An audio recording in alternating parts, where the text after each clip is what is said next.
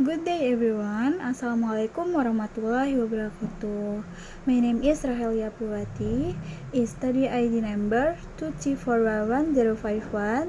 This video is created to the assignment for the leadership course. Today I will present the topics titled Types of Change in STEAM and Organizations. Let us begin its discussion.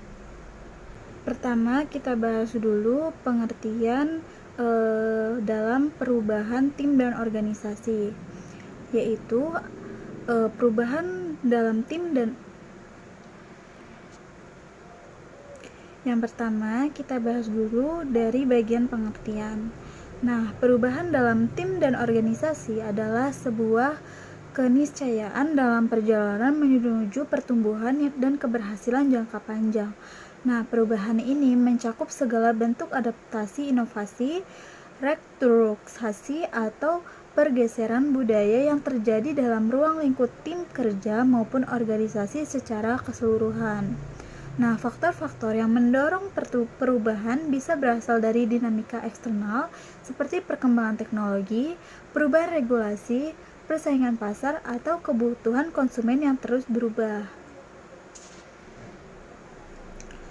Selain itu, perubahan juga bisa berakar dari faktor internal seperti kebutuhan untuk meningkatkan efisiensi, memperbaiki budaya kerja, atau menyesuaikan struktur organisasi dengan tujuan strategis baru. Dalam konteks kepemimpinan, memahami perubahan berbagai dasar bagian alami dari siklus kehidupan organisasi yang sangat penting agar setiap langkah adaptasi dapat dirancang dan diimplementasikan secara efektif. Tanpa kesiapan terhadap perubahan, tim dan organisasi berisiko mengalami stagnasi, kehilangan daya saing, bahkan mengalami kemunduran. Next, setelah memahami apa yang dimaksud dengan perubahan dalam tim dan organisasi, kita akan lanjut membahas tipe-tipe perubahan yang umum terjadi dan bagaimana masing-masing tipe memiliki karakteristik yang berbeda.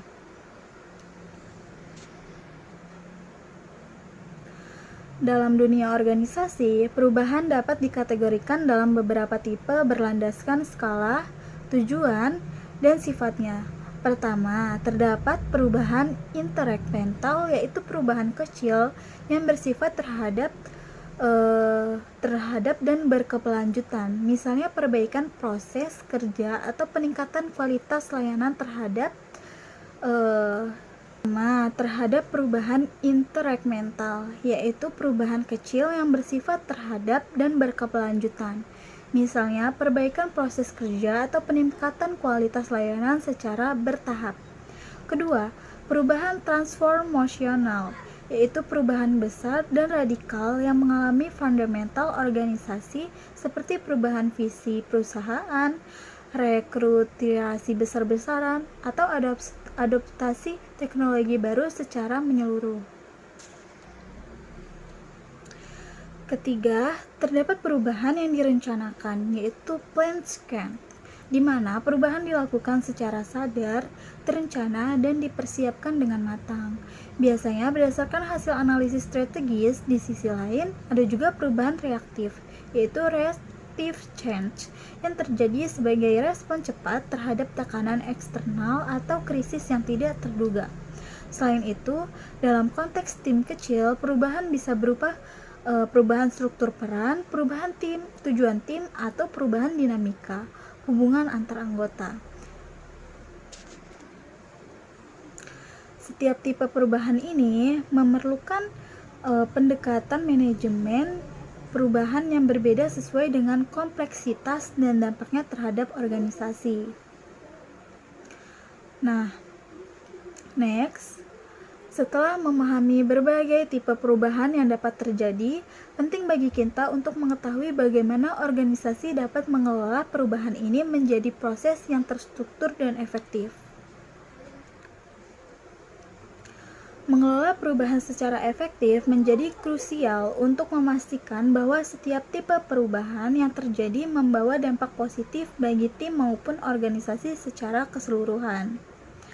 Manajemen perubahan bertujuan untuk membantu individu, tim, dan seluruh anggota organisasi bertransisi dari kondisi lama ke kondisi baru dengan meminimalisir resistensi dan meningkatkan adaptasi. Untuk perubahan intermental, manajemen perubahan mungkin cukup untuk melatih internal atau komunikasi rutin yang mengarahkan perubahan kecil secara bertahap. Namun, untuk perubahan informasional diperlukan pendekatan yang lebih kompleks seperti pelibatan seluruh stakeholder, perubahan budaya organisasi, serta strategi komunikasi yang efektif. Tanpa manajemen perubahan yang baik, bahkan perubahan yang direncanakan pun bisa gagal karena kurangnya dukungan, kebingungan peran, atau bahkan ketidakjelasan arah. Oleh karena itu, keberhasilan organisasi dalam menghadapi tipe-tipe perubahan sangat bergantung pada kemampuan pemimpin dan manajer untuk mengelola proses transisi ini dengan strategi yang tepat.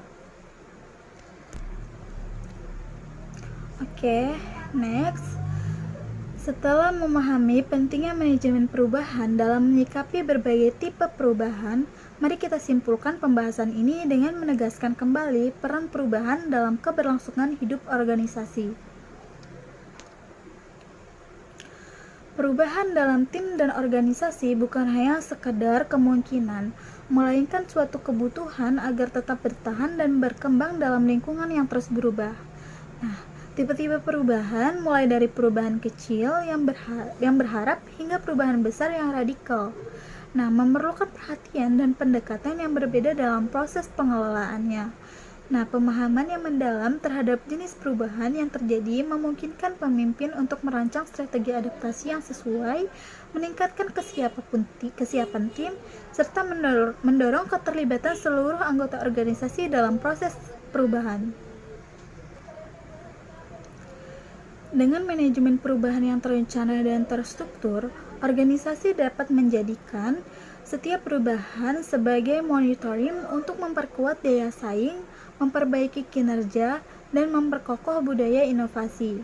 Sebaiknya, mengabaikan pentingnya perubahan hanya akan membawa organisasi ke dalam keterpurukan.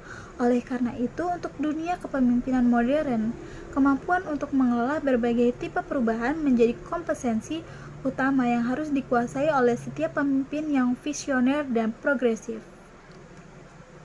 Okay, that concludes my explanation on types of change in team and organization.